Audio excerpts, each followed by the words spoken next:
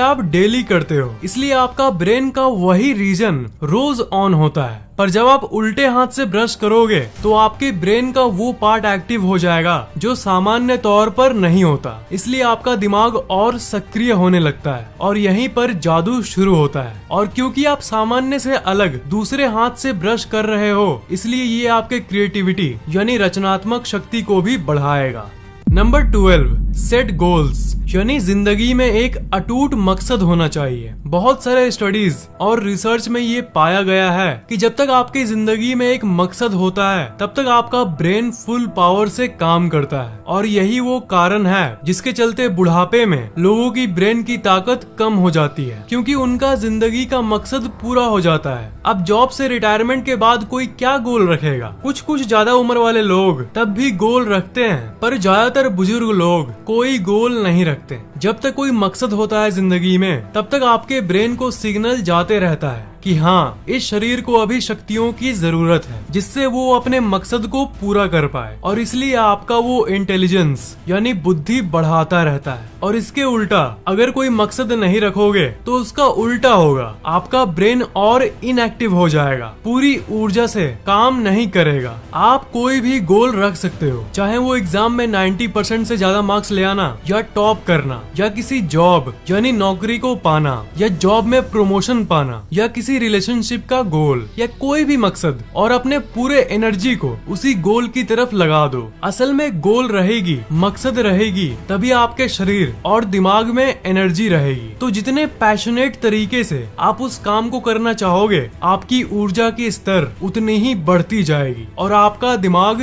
तेज होता जाएगा।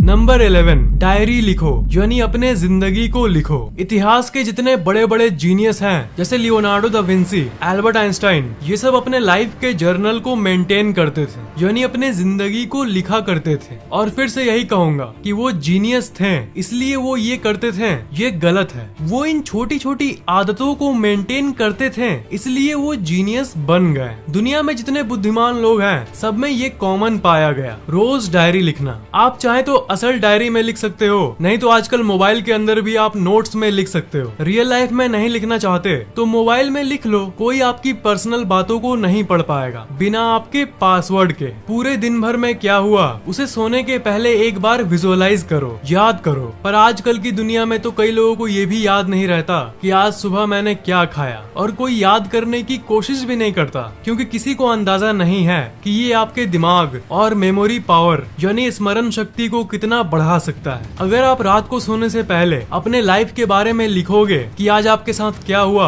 आपने आज दिन भर कैसा फील किया, तो असल में ये आपके दिमाग को रिफ्रेश कर देता है। लिखने के बाद आपको हल्का फील होगा। कुछ अच्छा होता है उसे भी लिखो, और कुछ खराब होता है उसे भी लिखो। जब आप सुबह से क्या हुआ ये सोचते हो तो ये आपके मेमोरी को अफेक्ट करता है, आपकी स्मरण शक्ति स्टिम्युलेट होती है। ये मेमोरी तेज करने का एक खास तरीका है, इसलिए आप जिंदगी की घटनाओं को नोट्स में लिखने का ट्राई कर सकते हो, ताकि रोज आपके दिमाग की मेमोरी की एक्सरसाइज हो जाए। नंबर 10, प्रोक्रेस्टिनेशन बंद करो, यानी कल करूंगा मत कहो। दुनिया के जितने भी कम बुद्धि वाले इंसान हैं, उन सब में ये कॉमन पाया गया है कि वो प्रोक्रेस्टिनेट बहुत करते हैं। मतलब कोई भी काम कल करूंगा, कोई भी काम शुरू करना होगा तो कल से करूंगा। ये कल में जीने वाले लोग हमेशा अपने दिमाग का सबसे कम प्रतिशत इस्तेमाल करते हैं। तो अगर आप चाहते हो कि आपकी दिमाग की पूरी शक्तियों पर से ताला खुले, शक्तियाँ अनलॉक हो और आप असीम शक्तियों का इस्तेमाल कर पाओ, तब आप कल करूंगा वाली आदत को बंद करो। आप कहोगे कैसे करूं यार, कोई आसान तरीका है फैक्टिक? आप किसी काम को कल करूंगा इसलिए बोलते हो क्योंकि आप सोचते हो कि इतना बड़ा काम है, चलो कल करूंगा। उसे एक हेवी वेट यानी बोझ की तरह लेते हो, इसलिए आपको सब कामों को छोटे छोटे चंक्स में तोड़ देना चाहिए। जैसे अगर ये बार आपका काम है तो इसे 5 भागों में तोड़ दो और एक बार पे फोकस करो। एक पूरी बार के बदले ये सिर्फ उसका एक हिस्सा है, इसलिए आपके दिमाग को ये काम आसान लगेगा और इसलिए कल करूंगा तो दिमाग में आएगा ही नहीं। जैसे अगर आपको पूरी सिलेबस पढ़नी है, ये आपके लिए ऑब्वियसली मुश्किल काम है। इसलिए आपका दिमाग कहेगा कि छोड़ कल से पढ़ूंगा, और आप पढ़ भी नहीं पाते हो। इसलिए पूरी सिलेबस को एज अ होल, एक पूरी सिलेबस के नजर से देखने के बदले एक चैप्टर को देखो, और जब एक चैप्टर को पढ़ रहे हो तब उस समय बाकी चैप्टर्स को भूल जाओ, एकदम भूल जाओ जैसे वो है ही नहीं। एक चैप्टर है और कुछ नहीं। इससे आपको ये काम आसान लगने लगेगा। और अगर एक चैप्टर पढ़ते समय आप बाकी चैप्टर्स की तरफ ध्यान दोगे कि अरे यार अभी तो आगे इतना पढ़ना बाकी है, तब बस दिमाग बोलने लगेगा कि छोड़ बेटा कल पढ़ना। तो बात वही है, एक चीज पर फोकस करो, और जब एक काम कर रहे हो तो बाकियों को भूल जाओ। काम को बांटने वाला ट्रिक तो जान लिया आपने। अगर कल करूंगा को छोड़ना चाहते हो तो आपको दूसरा काम जो करना होगा वो है वजह को ढूंढो। Tune into why. आप ये काम किस लिए कर रहे हो, पढ़ रहे हो किस लिए? अच्छे मार्क्स लाने के लिए। तो जो उसका रिवॉर्ड है, इससे आपको क्या फायदा होने वाला है उसे देखो, तो फिर आपको उस काम को करने का और मन करेगा। अब पढ़ने से आप टॉप करोगे या नहीं ये तो आपके हाथ में नहीं है, पर आप पूरी जान तो लगा दोगे, और हो सकता है कि आप टॉप कर भी लो। इसलिए काम को करते वक्त हमेशा उसके फायदों के बारे में सोचते रहो, ताकि आपको उस काम को करने का मन करे। तो काम को भागों में तोड़ के एक पार्ट पर फोकस करो, और उस काम से क्या फायदे होने वाले हैं उसके बारे में सोचो। इन्हीं 2 पॉइंट से आप कल करूंगा से बच जाओगे, और हर काम को पूरे ऊर्जा के साथ कर पाओगे। नंबर 9, प्रेजेंट मोमेंट, यानी वर्तमान काल में रिलायंस जियो। आपको तो पता ही होगा कि टेंशन, स्ट्रेस और तनाव जैसी चीजें आपके दिमाग के लिए कितनी खराब चीज है। ये टेंशन एक्चुअली में आपके ब्रेन के लिए एक जहर का काम करता है। टेंशन का सबसे मेन कारण है भूतकालों की चीजों को सोचकर दुखी होना, यानी जो हो गया है उसको सोचकर रोते रहना, या फ्यूचर में कुछ बुरा ना हो जाए इसकी टेंशन लेना। पर कई रिसर्च ने ये प्रूव किया है कि ये दोनों ही आपके दिमाग के लिए बिल्कुल भी अच्छी नहीं है, और आपके दिमाग को फुल पावर से काम नहीं करने देती है। दिमाग फुल पावर में काम एक ही समय करता है, जब आप प्रेजेंट मोमेंट में होते हो। याद है आपको पहली वाली टिप जिसमें मैंने आपको कहा कि एक काम को टुकड़े में कर दो और उसमें से एक पार्ट पर फोकस करो और बाकियों को भूल जाओ। एक तरह से वो प्रेजेंट मोमेंट में काम करना ही था। प्रेजेंट मोमेंट यानी वर्तमान काल में रिलायंस जियो। भूतकाल और भविष्य काल का टेंशन लोगे तो लेते ही रह जाओगे, उसका कोई अंत ही नहीं होगा। पर असल शक्ति मिलती है वर्तमान काल में। दिमाग की पूरी शक्ति वर्तमान काल में ही मिलती है। नंबर 8, पावर नैप्स, यानी बीच बीच में छोटी नींद लो। अगर आपको दिन में कम से कम 15 से 20 मिनट भी फ्री समय मिले ना, तो एक छोटी सी नैप ले लो, मतलब एक झपकी मार लो। असल में इन्हें पावर नैप्स कहते हैं, और दिमाग की ताकत को बढ़ाने का ये सबसे बेस्ट तरीका है। दोपहर या किसी भी समय में आप चाहे तो 15 मिनट के लिए आंखें बंद कर लो। नींद आई तो आई, नहीं तो कांता बाई। नींद नहीं भी आई तो कम से कम थोड़ी देर के लिए एक जगह पर बैठने से आपका शरीर और दिमाग थोड़ा रिलैक्स तो हो जाएगा। असल में फैक्ट ये है कि आपके ब्रेन को ओकेजनल रेस्ट की जरूरत होती है, जो कि रात की निंदिया से उसे पूरी तरह से नहीं मिलती। इसलिए ब्रेन के जितने साइंटिस्ट्स हैं वो सब दिन के समय छोटी नैप्स की सलाह देते हैं, ताकि थके हुए ब्रेन को थोड़ा सा 15 मिनट का कंप्लीट रेस्ट मिले और वो फिर से पूरी पावर से और इफिशिएंटली काम कर पाए। नंबर 7, च्युइंग गम्स चबाओ। ये थोड़ा सा फनी पॉइंट है, पर आपको ये फैक्ट पता होना चाहिए कि च्युइंग गम चबाने के असल में बहुत फायदे हैं। च्युइंग गम आपके पाचन शक्ति को बढ़ाता है, आपके दिमाग को तेज करता है, पर साथ ही साथ आपके चेहरे को एक शेप में लाता है और चेहरा और भी सुंदर बन जाता है। असल में जब आप च्युइंग गम चबाते हो तब आपका ट्राइजेमिनल नर्व स्टिमुलेट होता है। ट्राइजेमिनल आपके ब्रेन का वो हिस्सा है जो आपके अलर्टनेस को कंट्रोल करता है, यानी आपके जागरूकता को कंट्रोल करता है। आप जितने जागरूक रहोगे, आपका दिमाग जितना अलर्ट रहेगा, दिमाग उतनी ही तेजी से काम करेगा। तो चबाने के चलते जब आपका अलर्टनेस बढ़ता है तब आपके दिमाग में ज्यादा खून पहुंचता है। मतलब यही है कि च्युइंग गम आपके ब्रेन तक ब्लड फ्लो इंक्रीज करता है, आपका मुंह चलते रहता है, जिसके चलते ज्यादा खून पहुंचता है और दिमाग और तेजी से काम करता है। इसका मतलब ये नहीं कि दिन भर च्युइंग गम चबाते रहना चाहिए। हर चीज का एक्सेस खराब होता है, पर कभी कभी दिन में चबा सकते हो।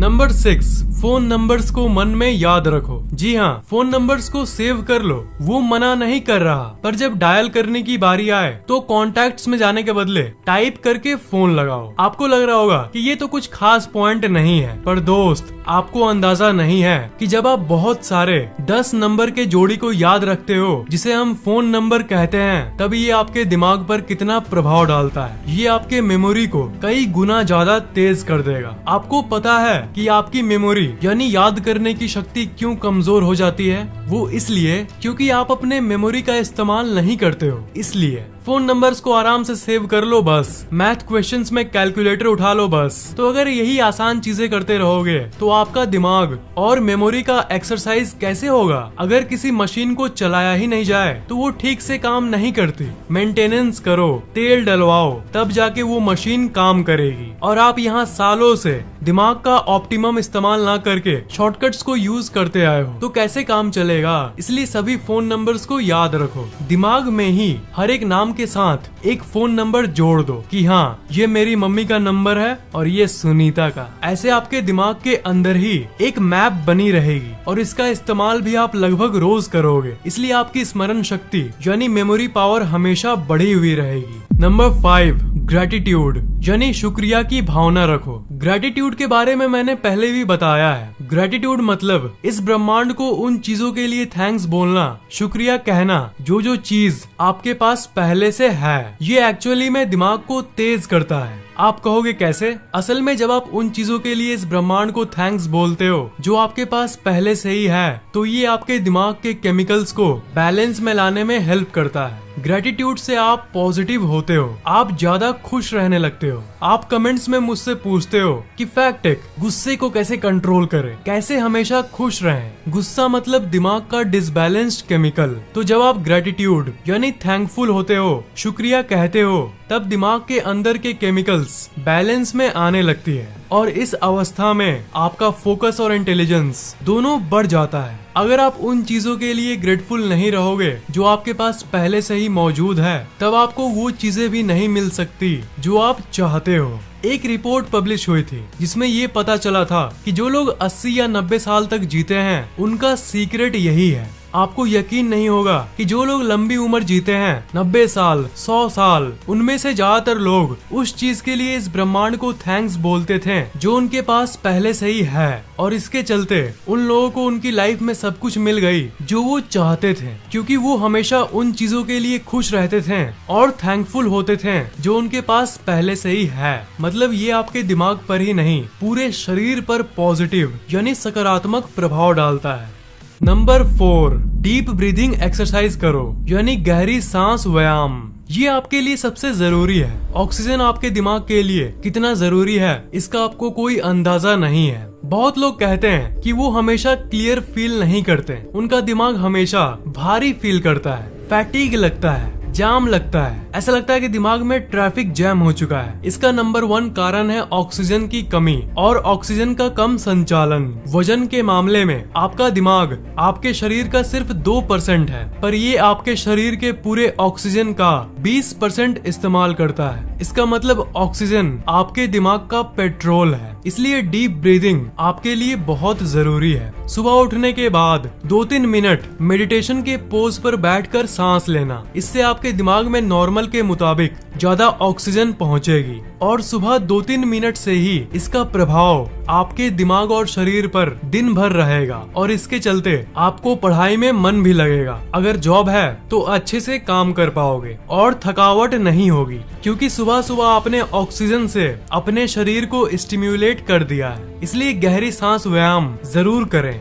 नंबर 3, सपनों को रिव्यू करने की कोशिश करो। सपनों को रिव्यू करो सुनने के बाद आप ये कहोगे कि फैक्ट टेक सपनों को याद क्यों करो? इसके पीछे की वजह ये है कि आपका दिमाग दिन भर बिजी रहता है अपने कामों को करने में, चाहे आप पढ़ाई कर रहे हो या बिजनेस। पर बात ये है कि जितना एक्टिव आपका दिमाग दिन के वक्त रहता है, जितनी हलचल दिन में आपके दिमाग के अंदर होती है, लगभग उतनी ही हलचल रात को जब आप सोते हो तब भी होती है। मैंने लगभग कहा, मतलब हलचल थोड़ी सी कम होती है, पर अच्छी खासी हलचल सोते वक्त भी होती है। पर ये हलचल असल में आपके बहुत काम की है। पर ये हलचल आखिर है क्या? जब आप सोते हो तब आपका सबकॉन्शियस दिमाग अंदर ही अंदर काम करता रहता है और आपके प्रॉब्लम्स का सॉल्यूशन ढूंढने लगता है। आपके दिमाग में सोते वक्त भी कुछ न कुछ प्रोसेस चलता रहता है। ये प्रॉब्लम सॉल्विंग प्रोसेस चलता रहता है और तभी आपको उसी दौरान सपने